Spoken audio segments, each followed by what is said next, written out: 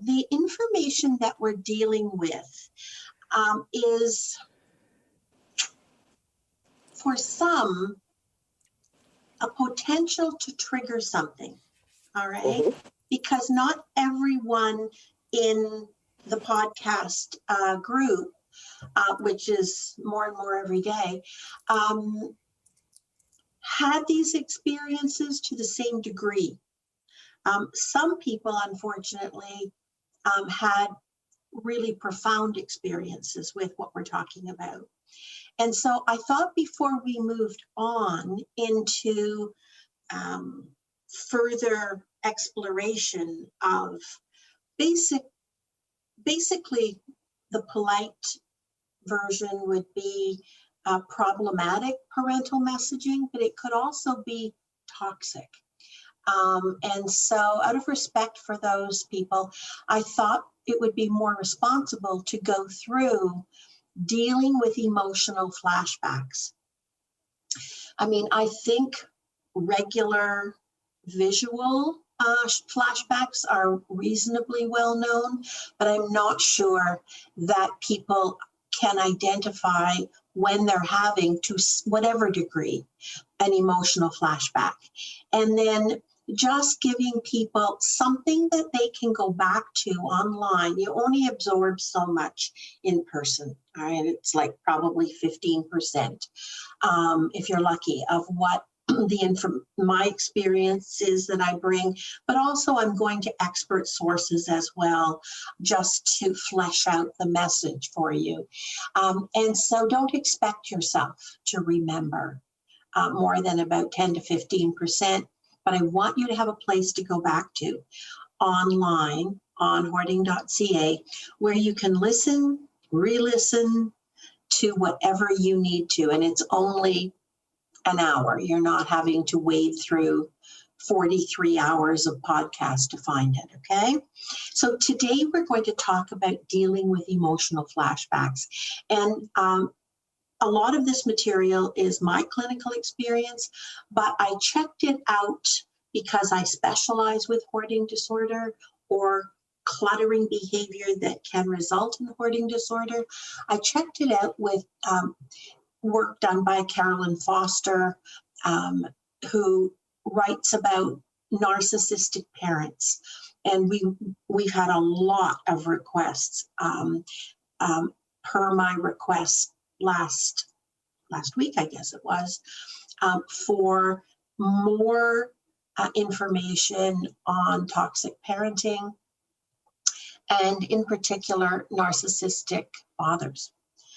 So that information is to come. And then we're going to do even more, but it might not be every single week because this doesn't pertain to everybody, but regularly, intermittently, how to deal with, how to heal from, and when to reach out for professional help when you're not getting yourself to that stable spot where the committee isn't running your life. In particular, the loudest voices on that committee.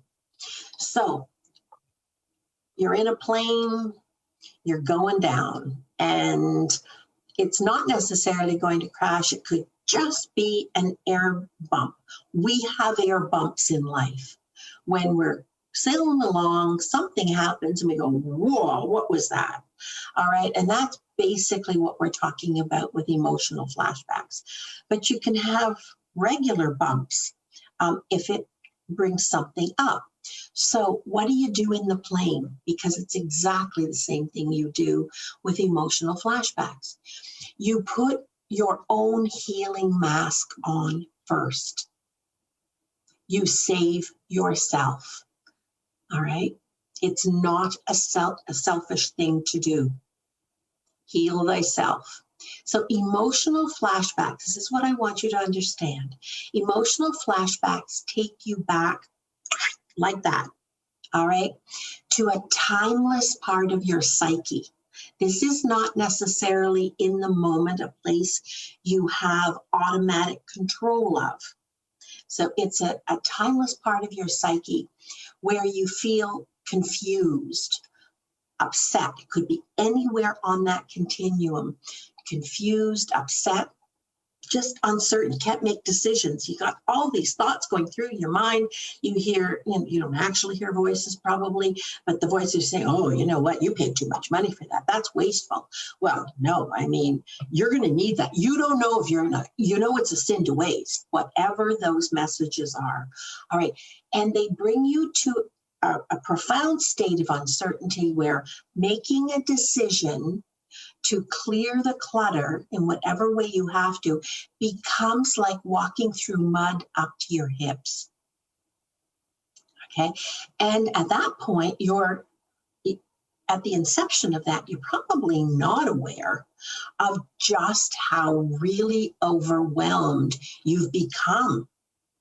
And then in that state of being overwhelmed, as you try to press forward, you realize that by allowing yourself to go to a deeper state of that overwhelmed, rather than catching it at the first sign, physical, emotional, mental, thought, whatever it was, you're now also in that overwhelmed state, in a pretty deep state of being unresourced. Okay. Not that you don't know the strategies, that you don't know the resources. You may have read the book, you may have practiced Conquer the Clutter and others. You may have practiced those, you may use them in other areas of your life, but we're going to make an argument today for early alert system, that you're entering a state that is not a state where you're driving the bus. All right. So at the first sign of that, we're going to call it a skid. This is when I want these resources we're going to talk about today to kick in. If you have to make a note of them on a cue card and carry them with you, do it. But practice the things. We're going to talk about that a little bit later too. Because when you're overwhelmed and you can't resource yourself with things that even the things you know and you use otherwise, you feel what? Helpless. All right. And then that creates a loop back to, I really am. Maybe I really am. No, I really am. I must be what the committee is saying to me. Don't let it get to hopeless. Okay, where you feel surrounded by something that is bigger than life. Now, as a child, you couldn't sort this out. You weren't developmentally prepared. It wasn't appropriate for you to be developmentally prepared for everything the committee says to you, that maybe your parent unintentionally or intentionally, probably unintentionally, gave you messages, laid it on you in an attempt to, who knows, misguidedly try to correct you, motivate you, teach you, whatever it was. You're in a different state now as an adult than you were as a child. Use it. These feelings and sensations you're experiencing can come in the form of memories, okay?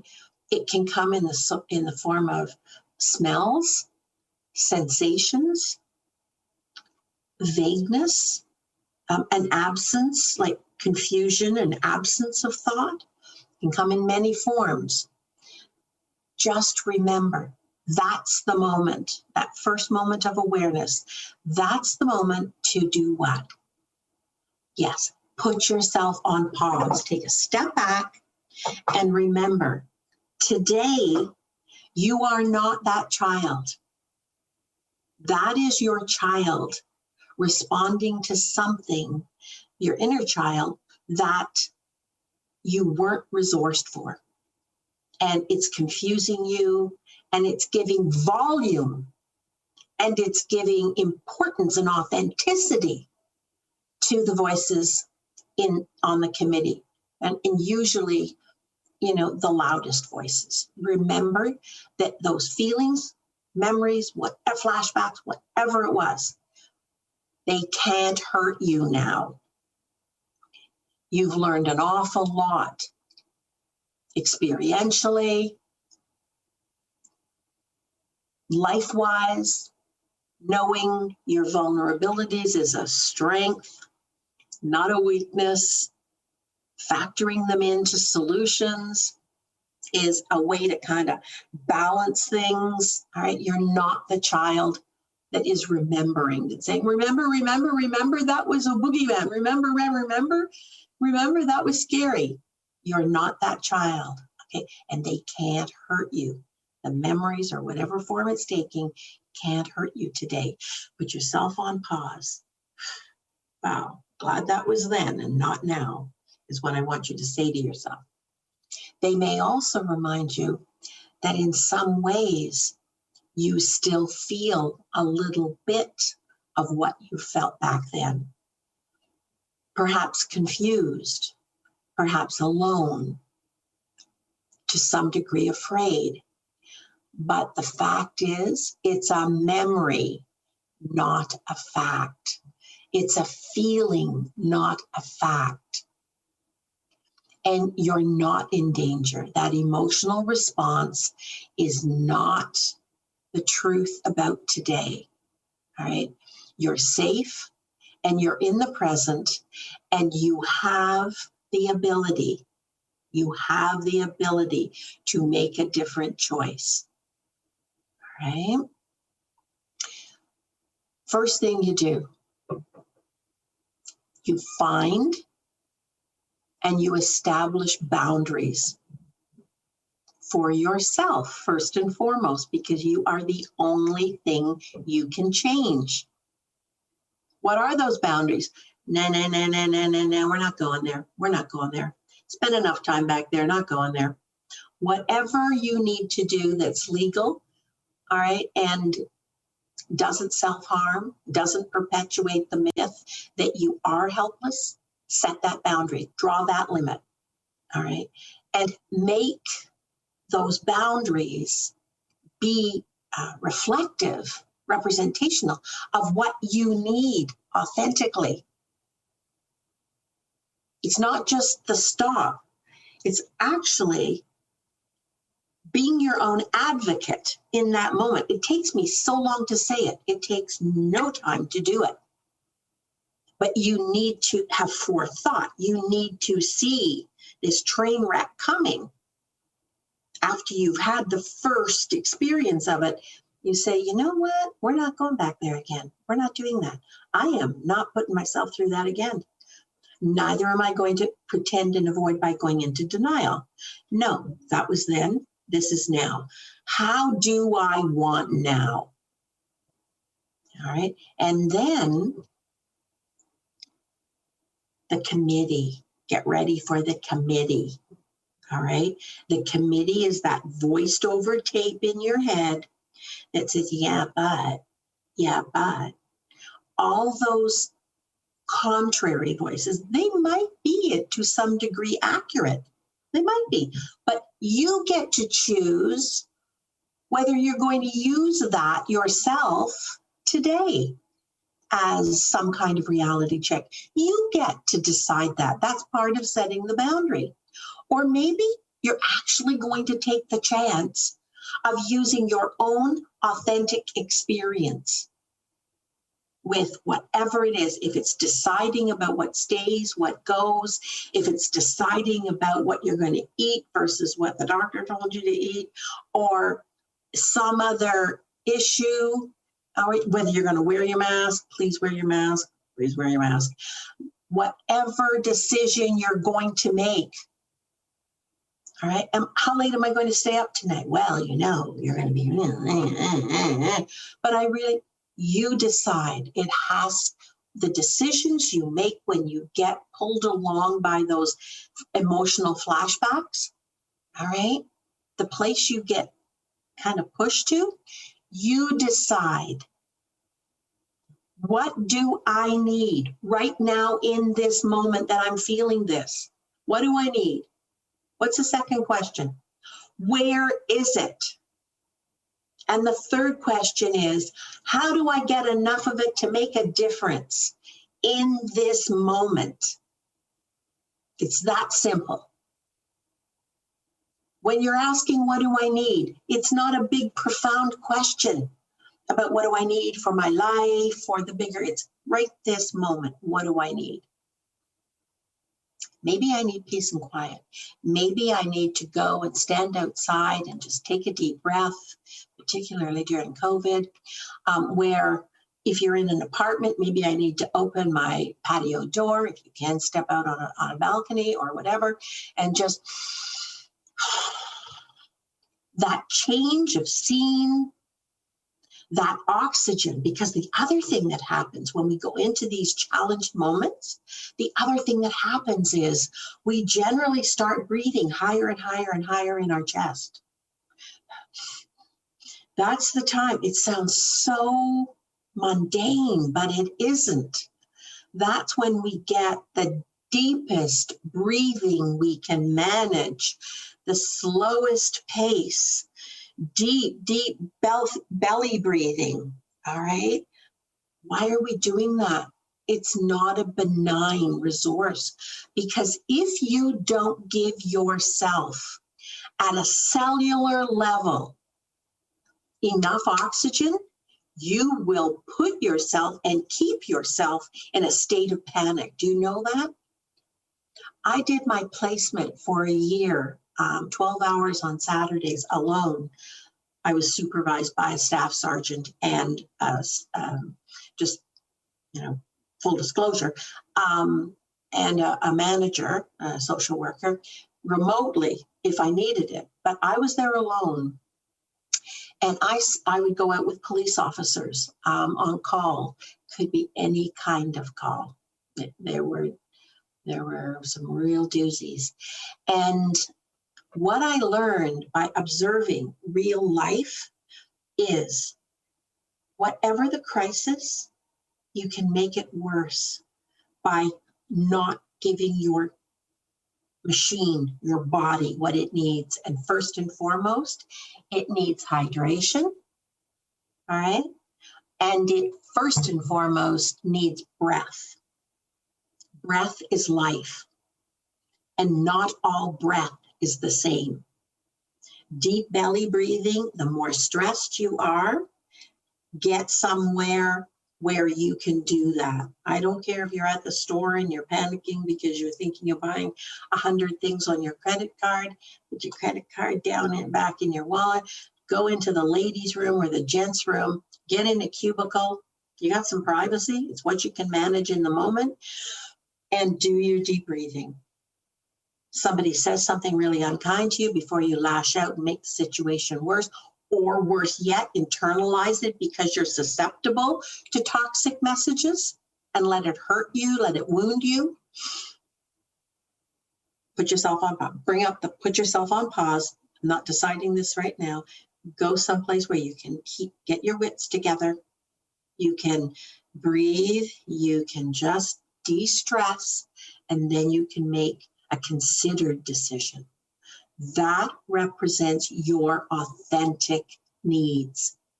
That I want you to practice so that the boundaries you set meet those authentic needs. All right? If you're going to meet somebody's needs, it might as well be your own. And then you're readier, not 100%, but you're readier to maintain those boundaries and limits with who? That committee that always seems to travel with us. Okay. If someone is currently provoking those same feelings that were generated in childhood, I want you to know this and take it to the bank. You are always allowed to remove yourself, leave an uncomfortably, emotionally, personally, and here's the new word for the day, disenfranchising. When somebody invades your boundaries, they are disenfranchising you to what you legitimately deserve.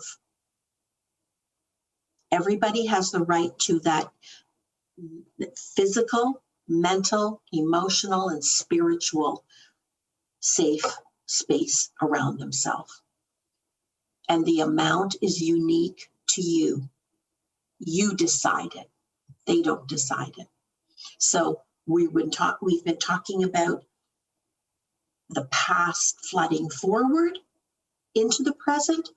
But if those same behaviors are continuing in real life currently today as a result of relationships you have, all right, remind yourself that you don't have to allow anyone to mistreat you.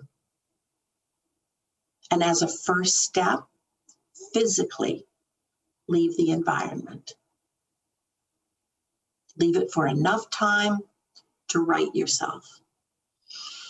Remind yourself of who you are and what you need and where your boundaries are, and then go back out and, to the best of your ability, articulate that without blaming.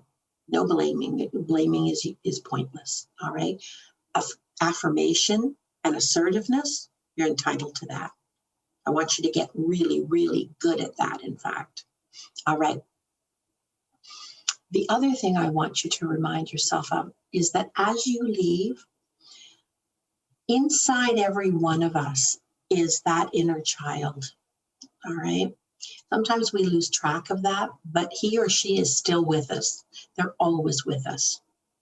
So at the same time, you heal yourself by speaking reassuringly to that part of yourself where your inner child lives, even today, because they do remain a part of us. And remember that children, even as adults, we need this, but we quite often convince ourselves that and deny the need for it. We don't get around to expressing it or finding it, but children need, so we need to know that you're loved and accepted unconditionally. All right. So reassure that part of yourself where your inner child stays. Talk to them reassuringly, because you are talking to yourself as an adult as well. Give yourself, if that feels kind of like new age and weird, give yourself permission to acknowledge the inner child in you. That's the part that maybe speaks up and reacts in fear and uncertainty, because that is a memory of experiences in childhood. All right. And know that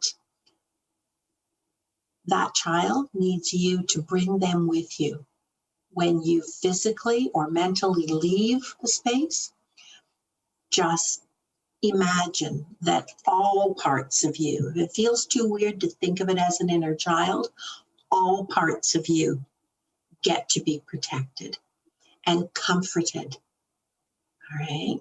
Especially when you're feeling lost, overwhelmed, or disenfranchised by something that you fear is happening, or maybe it actually is happening. That's the beginning of being the parent to yourself that you needed as a child. Remind yourself, no matter what the situation, that today you're in your adult body. You are resourced and you are protected. And if you're not, if it's more of a physical or verbal or emotional abuse that is currently happening, then reach out to whatever the resource is in your area. For sure, there will be resources there to help you if this is now actually a physical state of being unsafe, or mental and emotional. So I'm imagining you in the ladies' room or the gents' room. You're in the cubicle. You're recentering, or you've gone to a part of your house, or you've gone out on the balcony to take a few deep breaths. Just picture yourself easing back into your body, Because when you're overwhelmed, you're up here. You're up here, okay? There are ways to deal with this. And unless, my joke is, when there's work you need to do for yourself and it's important, unless there is, here's the joke, projectile vomiting or femoral artery bleed, all right? Support the adult in you and the inner child, that part of you that is still a child, to get up and go to school. No projectile vomiting, no femoral artery bleed. That's hard to say.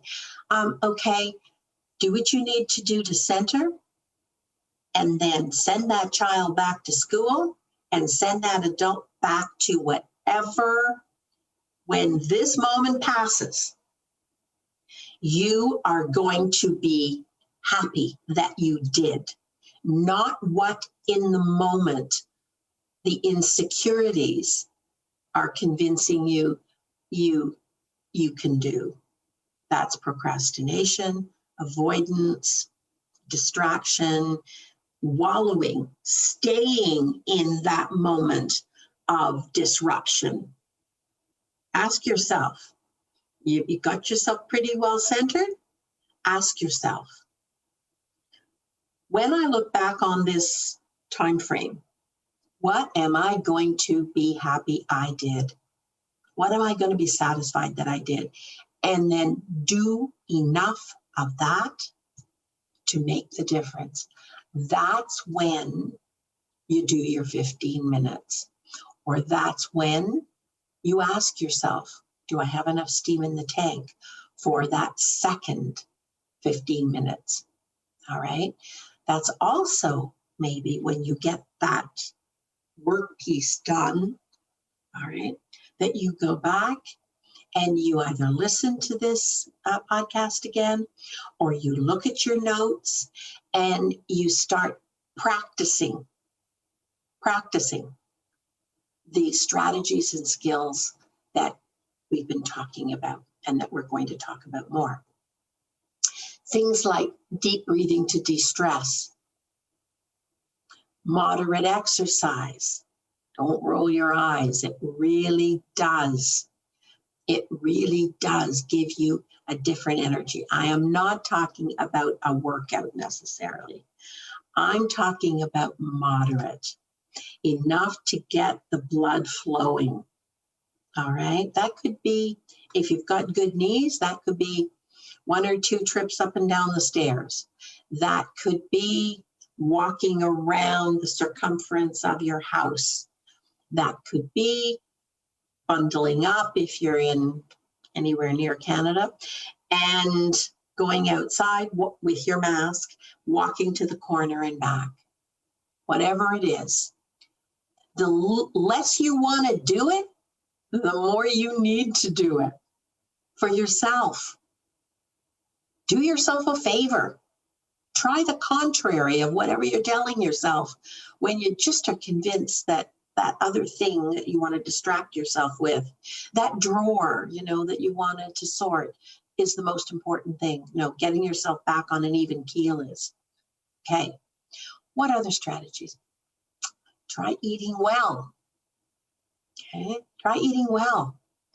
You don't give yourself the right nutrition, the right nutrients, you're going to feel like something the cat dragged in and the dog wouldn't touch. Okay. Half dead. Forget the chips. Yeah, there can also be chips. Yeah, there can also be something.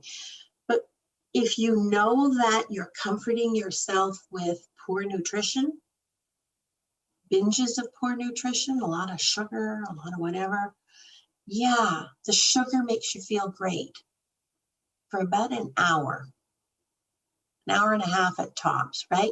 Then if you were feeling kind of punk and you turn to sugar, or you turn to just carbs, it's going to drop you like a stone. It's going to turn its back on you like an unreliable friend. At least eat something healthy that you like and make sure you've got enough of a supply of that. The worse you feel, the more you need to take care of yourself at all levels. Don't forget the hydration. All right. I have gotten through many an exercise class when I thought I was going to die. Like, what was I thinking that I showed up for this exercise class? Just by drinking the water that everybody told me I should drink. Imagine that, water. All right. So what else is there? Getting enough sleep. Try some of this de-stress work before you're going to bed. Are you getting adequate sleep? Are you getting REM sleep where your mind, during sleep, that's when you heal. You do the work during the day, but it's at night with the quality of sleep you get. That's when you heal. Are you getting REM sleep? Or do you wake up more tired than you went to bed? If you do, that's a signal. Put your mask on first. If it's a pattern, call your physician and ask for their advice. You can't do the work that brings you to this podcast if you are not getting enough sleep, enough rest as well. All right. Okay, so we want a balanced, I want to encourage you. Remember the 3 goals: joy, fun, and play every day. A little joy, fun, and play. Find it. Look for it. Remind yourself. Spend some of your time reminding yourself that you are a growing, learning, developing human being. You will feel alive. You will be more authentically yourself if you do that. Yes, there's a lot of work to do. Life and goals are not just about decluttering. They're also about cherishing and enjoying the life you have today. It's a gift. And unfortunately, there is the 3rd goal that I won't use that finger for. And that 3rd goal is what?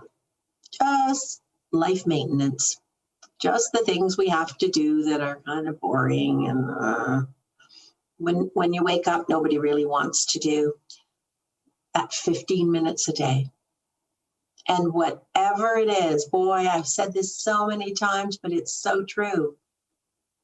Try doing the thing you least want to do first in the day.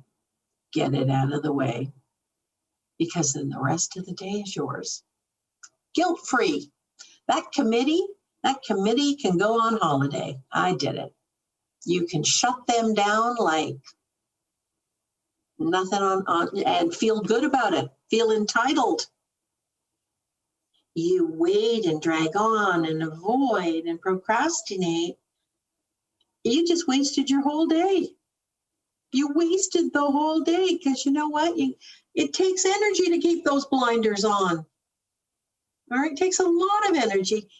And how much entitlement did you have to all the things you use to distract yourself? No, you're not entitled. That's why you have to numb yourself and go into a fog, is to block out. What about the 15 minutes? What about the 15 minutes? What about the 15 minutes? Do it first and get it out of the way. Okay? Okay. The other thing, in that growing, learning, developing human being piece of your goal, I want you to seriously consider, what are your passions? And if you don't know what they are, you've got those packed up somewhere inside yourself.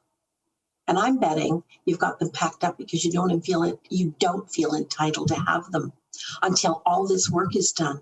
That's the committee. Time to let yourself out of jail. Balance is what we're looking for. You'll get there.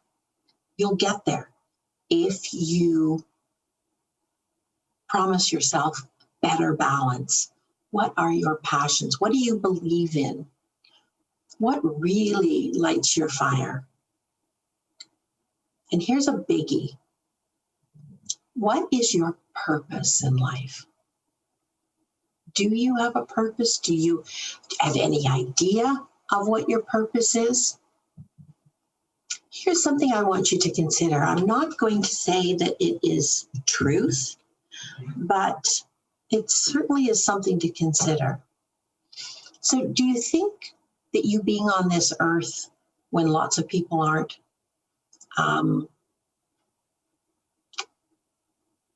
was a gift? Is your life the gift of life? Is that a gift? Are you valuing it or are you tolerating it? Or are you staying unconscious about, why am I on this earth? What is my purpose?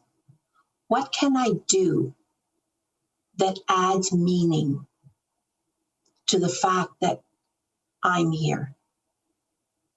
What am I doing? What can I do that matters? And to that, I would ask you to go back and look at your gifts. They're not, I don't believe they're an accident. Okay, the gifts we were given, which every person here, all 44 people here today, we were all given gifts that are quite individual to us. Are we using those gifts? Those gifts, I believe, are a hint.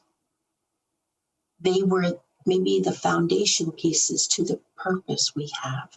If we spend some time considering our purpose on this earth, you would be amazed at the energy that gives you. You would be amazed at how that makes this clutter seem insurmountable, rather than insurmountable, insignificant.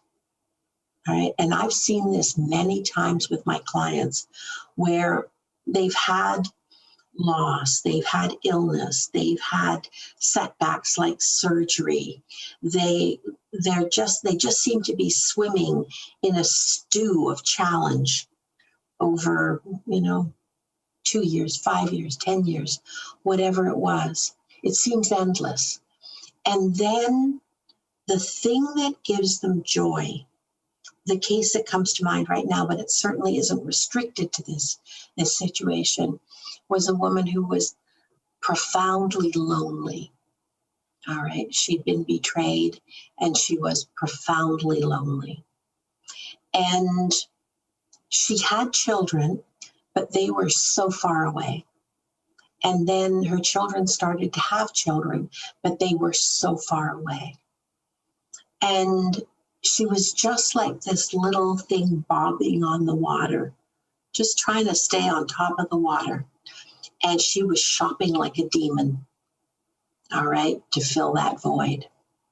She was holding on to things just like a demon to hold, couldn't let go of anything, all right? And it was building up around us. And yes, it was some of the work that I did with her, but then the gods sent gifts, all right? And her children moved. They didn't move to exactly the same city, but they moved within striking distance. And those grandchildren, it wasn't what she was missing, 100% of what she was missing. It wasn't. All right. But it sure filled the cup enough. So where are the things around you right now that maybe aren't book and verse of what has been holding you back? Where are those? Because they're there. Are they there in adequate supply? What do you need? Because you won't find what you need if you don't take responsibility for knowing it. You won't find it. It can be right in front of you. Like that day that I mentioned in the book with the sunrise. Who knew there was a sunrise every morning. Well, I'll tell you, it was a gift that morning. And was it the answer to everything that was happening? No, it wasn't. But it was enough to wake me up. It was enough to wake me up and say, how many other things around here am I missing?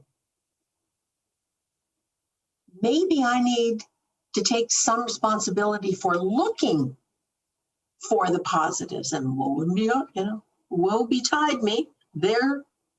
Were they life changers? Not everyone, but everyone was a little burst, a little lift me up.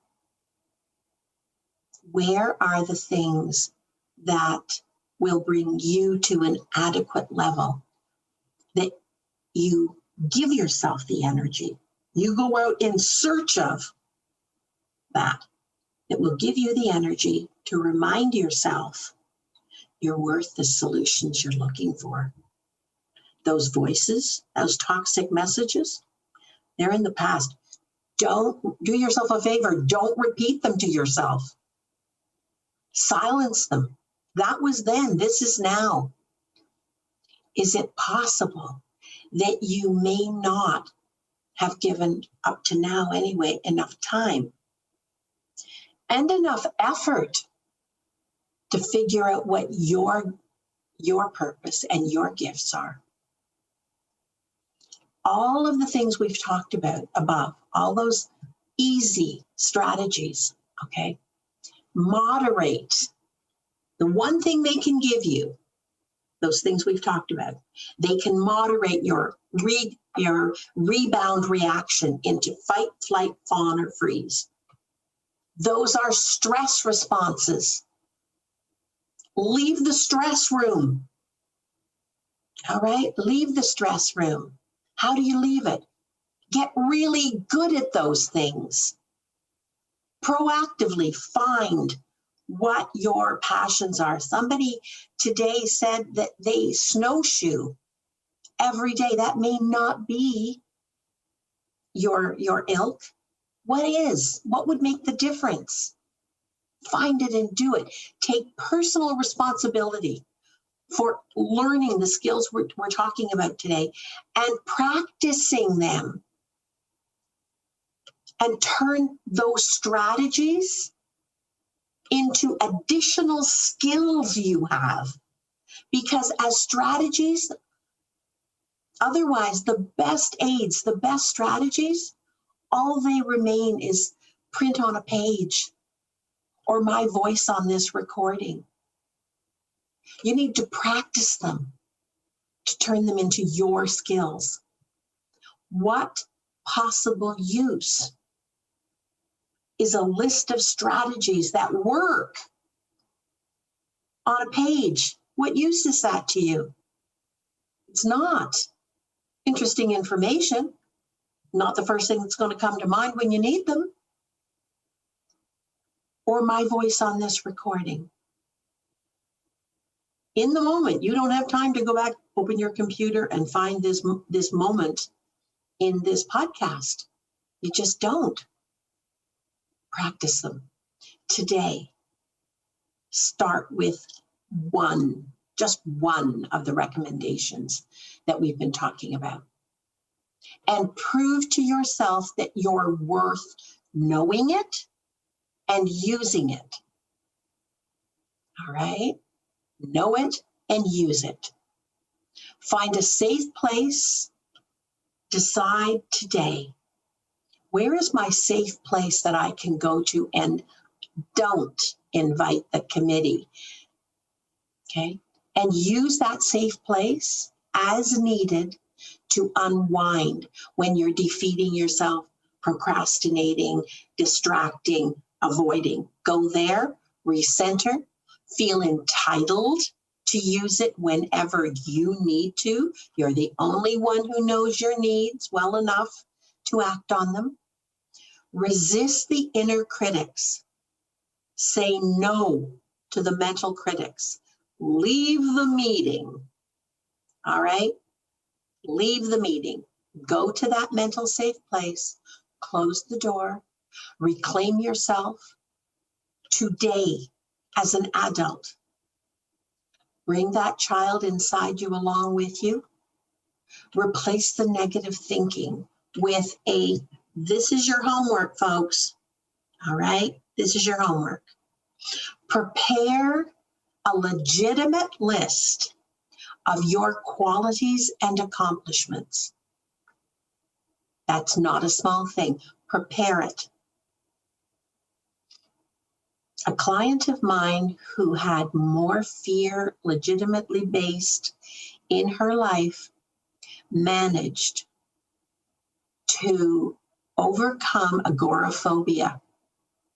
All right. Even getting on a bus, not during COVID, with her prepared list. And if the committee spoke up, her counterpoint, what the evidence was that was just mean talk. Today, she's not that unresourced child that's susceptible to those messages. Prepare your list. You may even want to think about what the committee has to say about it. They don't actually get a vote, by the way. Okay, it's just talk. It's just a voice. They don't get a vote. They don't get a vote. And what, as an adult today, is evidence-based that that's just mean talk. Prepare that list. Two-sided list, 2 columns. Okay? And get ready. Get ready for war. We're going to completely dismiss, the packing away and donating. We're going to donate those messages. We may even throw them in the garbage. All right? Maybe we'll put them down the garburator. Maybe we'll chew them out. Here's another thing I want you to do. If you're more a tactile kinesthetic person, you're not so cerebral, okay? I want you to write down what the committee says, one at a time, on paper, all right? Now, this is an old trick, but boy, oh boy, if you're a visual person, it can have one whopping impact on you. It has on some. Write it down, look at it, scrunch it up, rip it up, do whatever you have to do, throw it in the garbage, okay? Throw it in a garbage bag. Make it a small garbage bag because it's going out every day. Okay, one of those little white plastic or whatever they're made of garbage bags. Scrunch it up. At the end of every day, those messages go out. They go out in the trash. If you're in an apartment building, go to the chute. Really put it out. Okay?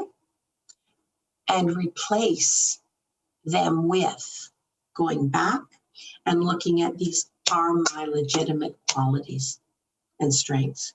This other list here, this is evidence-based that this mean talk is not true of me. And also forgive yourself for being flawed, imperfect human beings, because there are some days we are all not at our best. You should see me on a bad day. Okay, I know I talk to you, but really, this is a journey we all take. You're not a star every day. My best hope for myself, I offer this to you for what use you can make of it, is I just try really hard not to repeat the same mistake, knowing that there is an endless list of mistakes. So maybe I get to pick one a day. All right. And I just try my best not to repeat the same thing. Such a waste of a life, right? To keep repeating the same mistakes. Okay. Because those qualities you have, those strengths you have, those accomplishments you have, I don't care whether you lost your job. I don't care what has happened. They are true. They have always been true. They will always be true. And nothing that happens can take those away. If it's lost relationships through divorce or death or whatever, all right? If it's interpersonal problems with people, some days are better than others, focus on the good days. Focus on the days that you exhibited your qualities and you had accomplishments, and keep striving.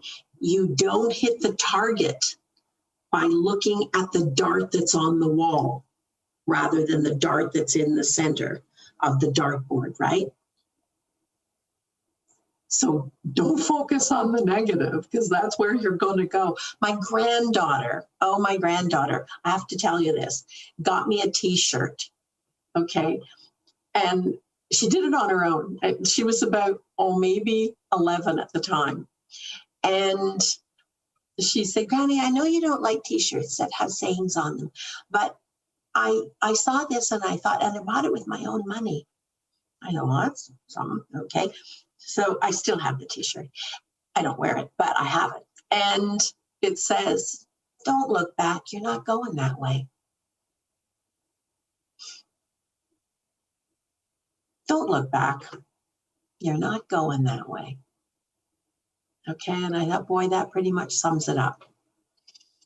Okay, so what do we do from here? Take a deep breath on the days when you're a little shaky, you're having a hard time getting to that safe place. Maybe you physically can't go there, mentally find a way to go there. You're getting a little shaky, take a deep breath and carry on with your day. All right? We're going to spend maybe what we'll do is we'll carry on with allowing yourself to grieve next time, and the other points in this recovery from toxic messaging. And I'll go to the chat box. I see that I have 5 there. So let's have a look and see what we're doing. Okay, so SWAC. Sheila to everybody, SWAC. What does SWAC mean? Oops, swap. Okay. Sealed with a prayer. Okay. I get it now. SWAC. Okay. So we've got 5 minutes. Let's carry on with allow yourself to grieve. But remember, this will just be the beginning of it. So the next thing, all right, after reclaiming yourself, resisting the inner critic, ease back into your body. Don't stay in your head. Remind yourself that you're an adult today in an adult body. You're not back there unprotected. Speak reassuringly to all parts of yourself, including that inner child, all right? And save yourself. Put your mask on first. The next thing is flashbacks. If you can get yourself to this understanding, but you probably have to prepare yourself mentally in advance for this, okay? And that is, if you decide to do it this way, flashbacks can actually be an opportunity. You don't feel like it in the moment, all right? They can actually be an opportunity to release old unexpressed feelings of fear, of hurt, of not being understood, not being accepted, being blamed for something, being punished. Ultimately, when you add all that up, what it really is a feeling of abandonment.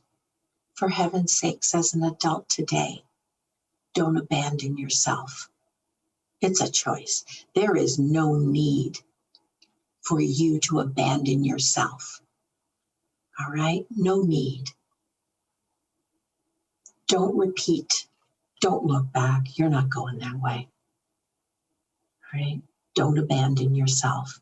Use these strategies and skills. Get really, really good at them so that they are at your fingertips, just in case there's a hiccup. And in a low, vulnerable moment, an emotional flashback happens. All right. I can remember, for instance, when my father died, and it was probably a number of months later. I was teaching Highland dancing at the time. And the students in full regalia, it's nothing like a kilt and bagpipes to give energy. And I remember going back to the hospital, and I was ready. I'd readied myself. And it was the same hospital my father passed in. And I went in, and I thought I was ready. I was ready I had a strategy for everything. And a viable one, like a good, solid one. I hadn't factored in smell. And it's not like the hospital, forgive my word, but stunk. It didn't. But there was a familiarity.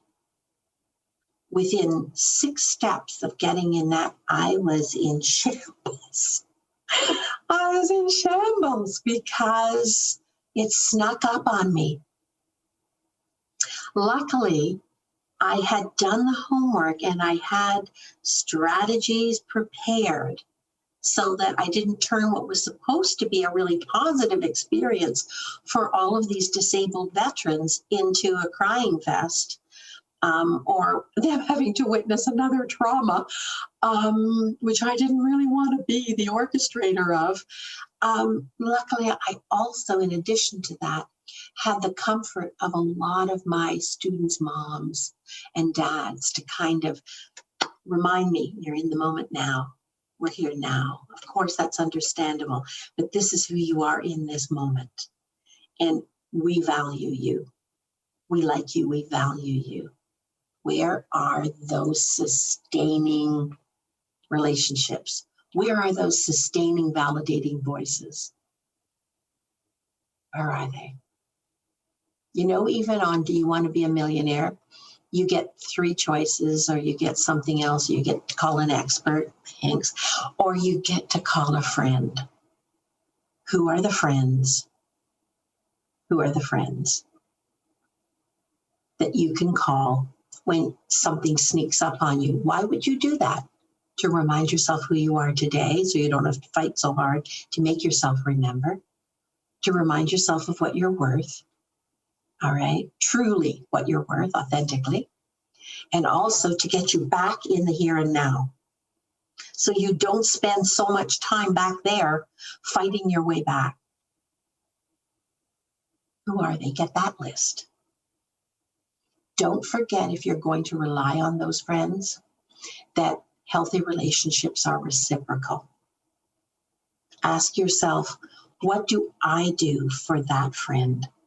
What do I give that friend that is meaningful for them? It's not the same as having a score sheet. Yeah, but I did this for you. It has to be meaningful for that person. And then you have developed an authentic, reciprocal relationship with X number of people. All right? People you can rely on, because things will sneak up on you. So next time, we're going to finish cultivate safe relationships. We're going to cultivate that a little more and seek support. All right? I will see you next week, and good luck. I hope everybody has a great week. I will look at the 7 questions, and we will incorporate those into next week's, because it's going to be basically the same topic, but further along in the material. Make it a good one, everybody. Make it a good one. Remember your 15 minutes.